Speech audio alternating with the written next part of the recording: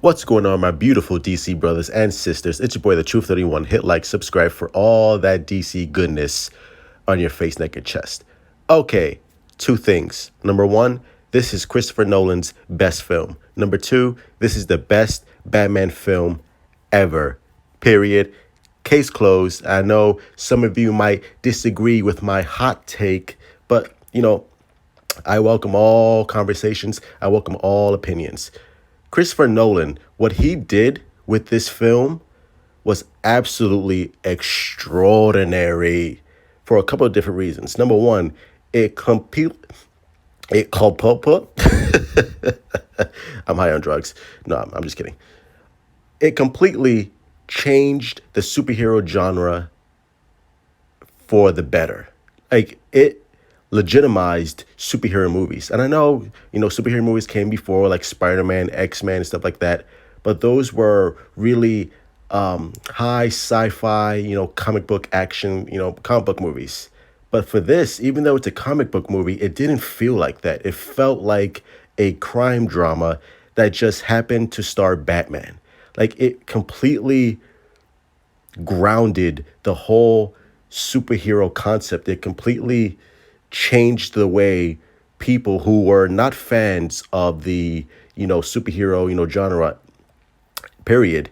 It completely changed the way they thought and they looked at the superhero genre, especially with Batman. Like this film, like I said, it doesn't feel like a Batman film. It feels like a crime drama that just happens to star Batman. And that's the reason why it works. Like right off the bat, Heath Ledger's performance.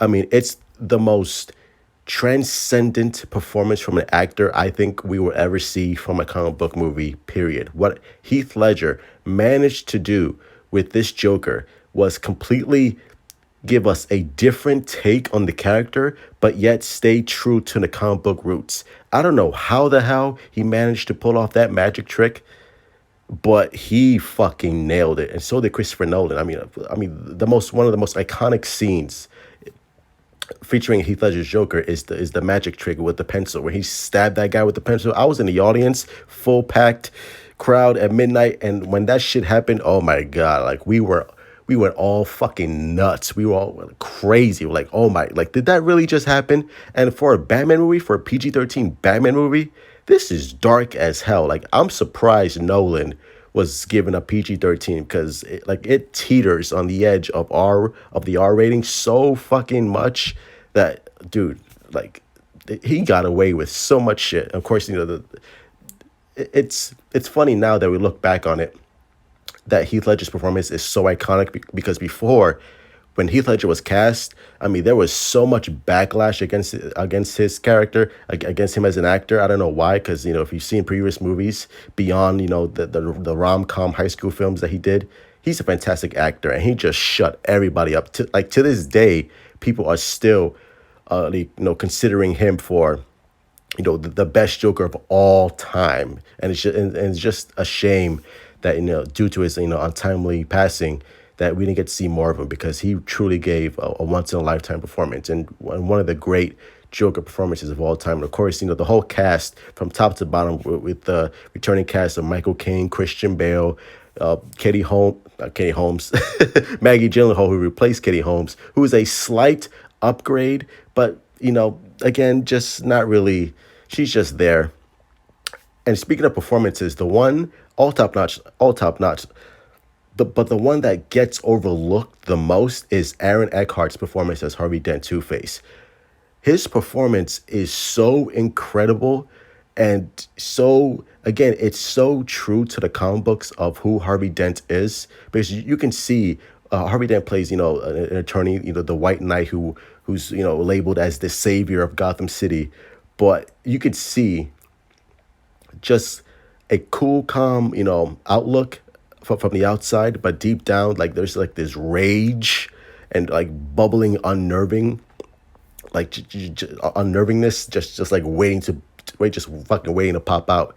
And my only complaint is that I wish we could have seen more from Aaron Eckhart's Harvey Dent Two-Face, because it just seems like the switch from Two-Face is so quick that we really didn't get much more development to that character. Like I wish we could have just seen him as Harvey Dent here, and then when he becomes Two Face, you save that for Dark Knight Part Three, and we really could have really delved into the persona of who Harvey Dent is as a character, because he's a tragic character in the comics, and when the way he's portrayed here, it's just it wasn't. I just wish we could have had more development with Harvey Dent. But again, like I said, with what we're given, his performance is on par with Heath Ledger, in my opinion. And I wish we could have, again, I wish we could have seen more of him, because it feels like that switch from Harvey Dent to Two Face, it's just really quick. It feels a little bit rushed. It's almost like, okay, well, it feels like Nolan is like, well, I really don't want to use him for Part Three. I really want to like just end his story right here. So let's just turn him into Two Face and get that over with. But that's how it feels like to me. But again, I'm not gonna complain, because for what Aaron Eckhart delivers here in this film is absolutely phenomenal, and one of the best. I would say the best interpretation of Two Face that we've seen in Batman films. So hopefully, with Robert Pattinson, if they ever use that character, we'll get to see more iterations of that character. But what we're given, it's phenomenal. The makeup, the CGI is flawless. It looks disgusting. It looks creepy. It looks it's that eyeball is so fucking weird. It creeps me out. It haunts my dreams. It's so good. Like I said, how this movie got a PG-13, I'll never know. And of course, Michael Caine is fantastic as Alfred, as always. Again, that relationship between Bruce Wayne and Alfred always continues throughout the film, and comes to an end in the Dark Knight trilogy, and Dark Knight Rises, which I will do a review on shortly. But yeah, it's nice to see we get a little more insight into Alfred's past history as a soldier, as a Marine, as a spy. And he tells a story of him in the jungle with a young man throwing tangerines. He tells a tangerine story that parallels Heath Ledger's Joker as a character. It's really compelling. And just like, wow, it's like just that brief history of Alfred is enough for us to get us like, wow. So it's so much intrigue that we wish we could have gotten more. Of course, the set pieces are fantastic. The Bat Cycle is one of the best, most iconic scenes of all time. And, again, it's what Christopher Nolan managed to pull off was truly, truly visionary and truly remarkable, and really, again, just set the stage and set a standard for what comic book movies should be. So Dark Knight, fantastic film, a masterpiece. Anyway, those are my thoughts. Smash that like button, my beautiful DC brothers and sisters. Subscribe, hit me up on Twitter, Instagram. Let's continue having a DC conversation. As always, support DC, love DC. Look out for my review on Dark Knight Rises, which should be coming up shortly. And as always, truth out.